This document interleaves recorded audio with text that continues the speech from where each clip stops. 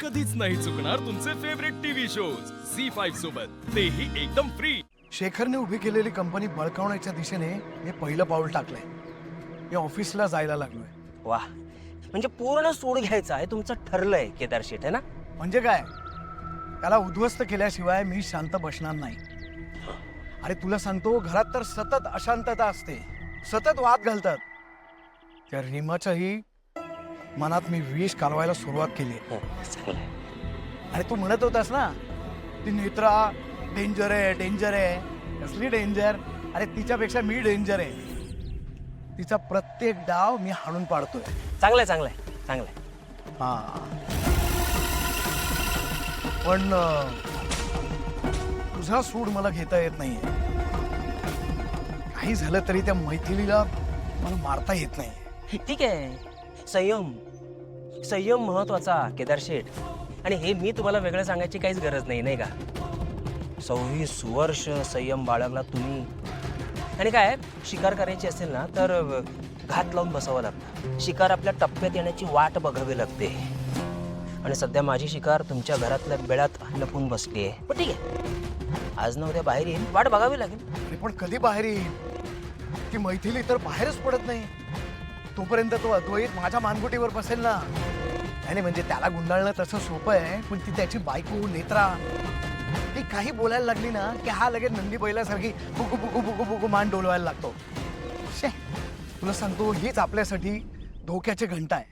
नाही, ठीक आहे ठीक आहे. नेत्रा आणि अद्वैतच्या नात्यामध्ये खिंडार कसं पाडायचं याचा विचार मी करून ठेवला आहे.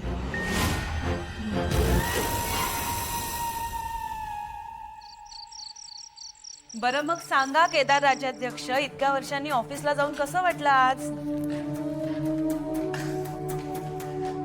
अगं, काय सांगू, खरंच खूप छान वाटलं. या आपल्या सगळ्या मुलांनी पुष्पगुच्छ वगैरे देऊन माझा सत्कार केला, माहितीये. आज ऑफिसला अनेक वर्षांनी जाऊन खरंच खूप छान वाटलं. म्हणजे असा जुना काळ, सगळा जुना काळ आठवला. आणि सगळ्यात जास्त कुठली गोष्ट मला आवडली माहितीये, मी तेव्हा जसं पॅशनेटली आणि डेडिकेटेडली काम करायचो ना, तसंच आता आपला अद्वैत, तेजस आणि तन्मय देखील खूप डेडिकेटेडली आणि पॅशनेटली काम करतात. अगं, समर्थपणे आपल्या एवढ्या मोठ्या कंपनीची धुरा ते स्वतःच्या खांद्यावर पेलतायत. नाही का, पण फ्रँकली स्पीकिंग, तू जो कॉन्फिडन्स दाखवलास ना, त्यावरून हे क्लिअर होतं की तू यंग असताना तुझ्यासोबत जे झालं ते झालं नसतं तर आज तू कंपनी एका वेगळ्याच उंचीवर नेऊन ठेवली असतीस. अरे वा, काय बोलतो, ऐकलंस का? यंग नसताना म्हणजे मी काय आता म्हातारा झालोय?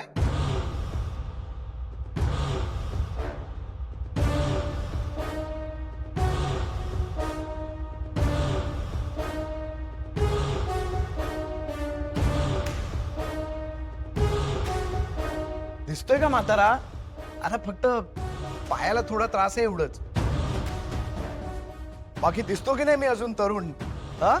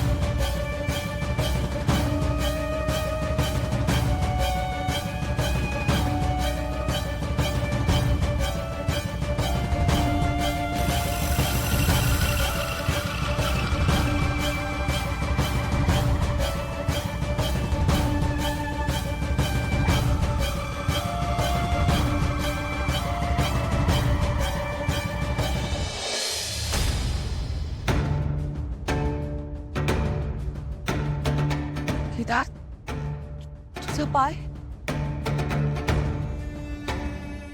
का म्हणजे तुझ्या पायाला हा काय प्रकार आहे केदार दादा?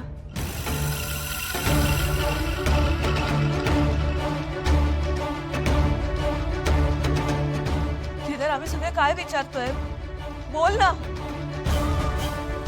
काका काहीच बोलणार नाही. मी सांगते. ईशा, बाळा तू वर जाऊन काय.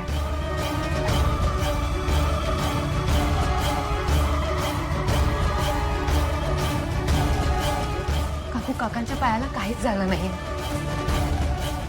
त्यांचा पाय अगदी बरा आहे. इतके दिवस ते नाटक करत होते.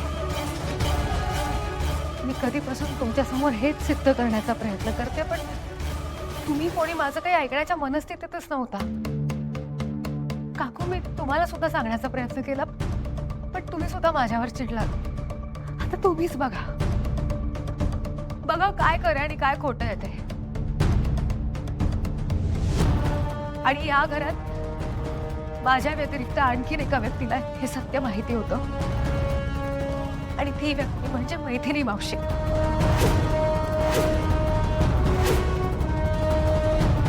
मावशी, तुम्ही सांगा सगळ्यांना केदार काका चालू शकतात. तुम्हाला माहिती होतं. हो, मी पाहिलंय त्यांना काठीशिवाय चालताना.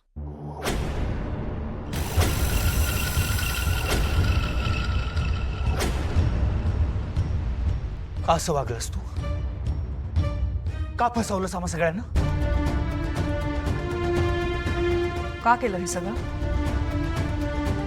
अरे आम्ही तुझ्यावर विश्वास ठेवला आणि या घरात आलो, आणि तूच आमचा विश्वासघात केलास. आणि कशासाठी? खोटी सिंपती मिळवण्यासाठी? की दुसरं काही कारण होतं काका? जर काकांनी पायाची ही खोटी गोष्ट बनवली आहे, तर कशावरून तुम्ही किडनॅपिंगची सुद्धा खोटी गोष्ट बनवली नाहीये? नेत्रा, तोंड सांभाळून बोल. ते तुझे सासरे आहेत हे लक्षात ठेव. काकू, जरा शांत होता का तुम्ही? सत्य काय ते कळायला हवं. झी 5 ॲप डाउनलोड करा आणि पहा सर्व एपिसोड्स एकदम फ्री.